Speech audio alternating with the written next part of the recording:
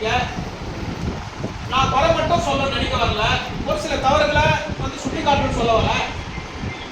சேர்மனோட சேர்த்து நாங்கள் மட்டும் இந்த மன்றத்தில் மொத்தமே நாங்கள் 27 பேர் இருக்கிறோம். 27 பேருக்கு இயற்கை உபாதை போறதுக்கு இந்த மன்றத்தில் எங்கே இடம் இருக்கு? 27 பேர் இருக்கிறோம். சேர்மன் அந்த பக்கம் திறந்து வரலாம் இந்த பாத்ரூமுக்கு, நாங்கள் இந்த பக்கம் திறந்து வரலாம். யார் முதல்ல போறோமோ அவங்க தான் இந்த பாத்ரூமா? சேர்மனுக்கும் எங்களுக்கும் சேர்த்து ஒரே ஒரு கழிப்பறை கட்டிட்டா இதுதான் திட்டம் இருக்கியா? இதுதான் திட்டமா? 10 பெண்கள் கவுன்சில் எங்க போவாங்க? 10 கவுன்சில் எங்க நிற்பாங்க? இது வந்து நான் சார் இது வந்து முக்கியமான விஷயம் சுட்டி காட்டுறேன். இது அரசு கவனத்துக்கு கொண்டு போயிட்டு இது என்ன பண்ணுங்க. முதல்ல இந்த நகராட்சி நிர்வாகம் அனிமேட்டர் கையில டிபிசி வேலை ஏங்கி இருக்குது. அனிமேட்டர் டிபிசி வச்சு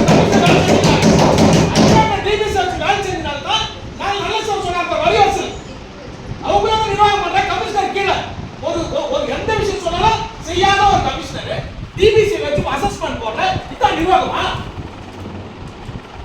டிபிசி அடிமேட் வச்சு போடுறதா நிர்வாகமா? மலப்புறம் சொல்லியிருக்கோம் நம்மளோட கவர்மெண்ட் ஸ்டாஃப் அசஸ்மெண்ட் போடணும். டிபிசில வேலை அசஸ்மெண்ட் போடலாம். 10,000 5,000 சொன்னார் பாரு. இது பொன்னறிவு நடந்தது மேடம். அது உங்களுக்கா பங்குன்னு சொல்றாங்க.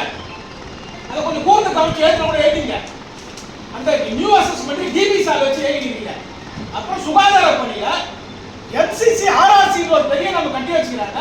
ஒரு நாளைக்கு இவ்வளவு குப்பை வரணும், 11 மெட்ரிக் டன் குப்பை வரணும், 6 டன் மக்கு குப்பை வரணும், மீதி பிளாஸ்டிக் கழி வரணும்னு சொல்லிட்டு இவ்வளவு பேர் 77 பேர் நம்ம ஸ்டாஃப் ஒரு 17 பேர் 84 பேர் வேலை செய்யற இடத்துல ஒரு வாரம் அந்த சூப்பர்வைசர் அங்க லீவு.